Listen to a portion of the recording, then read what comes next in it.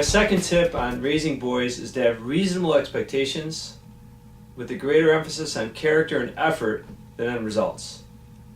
In today's culture, which is so competitive, we don't need to put more pressure on these boys. They already feel it. They know it. They know they need to do well in school. Some boys need a little motivation, but most boys, to be honest, they need to see that you love them, even though they're just a B student, maybe not an A student. An 8th grader recently came up to me and told me, "Father, I'm really stressed out." I said, "What's wrong?" He said, "Well, I come home and I've studied hard, I have a B and B plus, and my parents look at me and said, 'You can do better, you should be an A student. We know you're capable of more.'" And I know this kid, he is trying his best. He is a B student.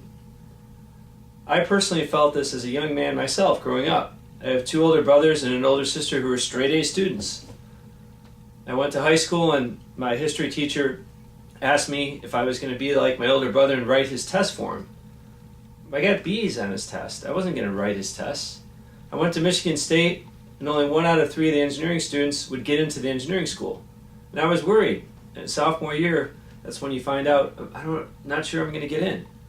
So I called my mom and my dad, and they drove up to Michigan State, and they looked me in the eyes and said, "Mike, are you trying your best?" I said, "Mom and Dad, I am. I'm giving it all I have." And my dad looked at me and said, "Well, don't worry. We love you. And if you don't get into engineering, you can go into business.